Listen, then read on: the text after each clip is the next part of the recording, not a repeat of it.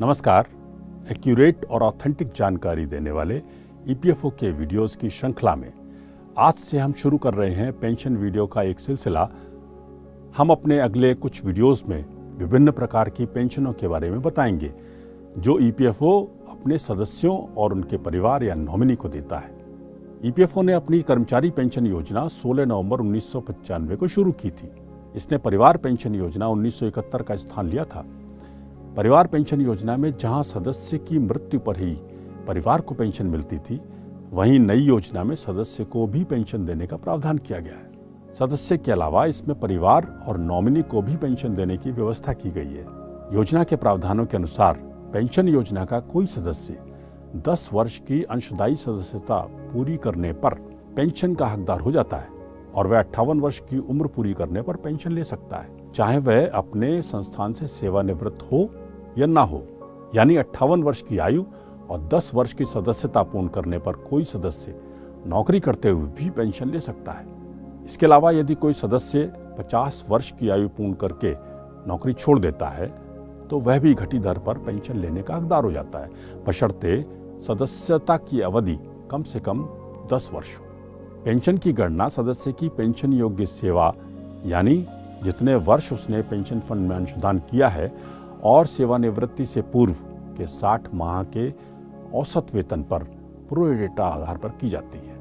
यदि आप जानना चाहते हैं कि आपको कितनी पेंशन मिलेगी तो आप हमारी वेबसाइट www.epfindia.gov.in पर जाएं और बाईं ओर ऑनलाइन सर्विसेज बॉक्स में उपलब्ध ईडीएलआई एंड पेंशन कैलकुलेटर पर क्लिक करें।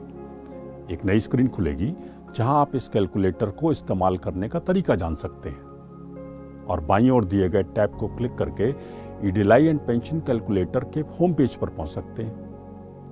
यहां आप ऊपर दिए गए पेंशन कैलकुलेटर टैब को क्लिक कर कैलकुलेटर पर पहुंच जाएंगे। इसमें आप अपना विवरण दर्ज करके अपनी पेंशन कैलकुलेट कर सकते हैं। यदि किसी सदस्य की पेंशन योग्य सेवा 20 वर्ष या उससे अधिक है तो उसे 2 वर्ष का बोनस भी दिया जाता है।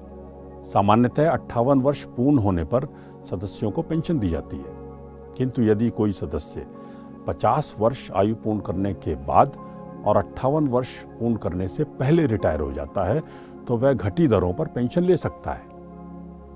सदस्य की आयु 58 वर्ष से जितने भी वर्ष कम होगी उसके अनुसार पेंशन में 4% प्रति वर्ष की दर से कमी कर उसे पेंशन दी जाएगी।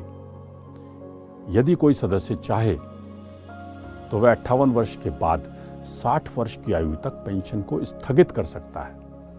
ऐसे में उसे 59 वर्ष की आयु पर 4% और 60 वर्ष की आयु पर 8% बढ़कर पेंशन मिलेगी। यदि 10 वर्ष की पेंशन योग्य सेवा पूरी हो चुकी हो और सदस्य 58 वर्ष के बाद भी नौकरी में है तो वह 60 वर्ष की आयु तक पेंशन फंड में अंशदान भी जारी रख सकता है। ऐसी स्थिति में उसकी पेंशन की गणना के लिए 58 वर्ष के बाद की सेवा और वेतन को भी लिया जाएगा, जिससे उसे अधिक पेंशन मिलेगी। तो ये थी जानकारी सदस्य पेंशन के बारे में। उम्मीद है आपको जानकारी उपयोगी लगी होगी।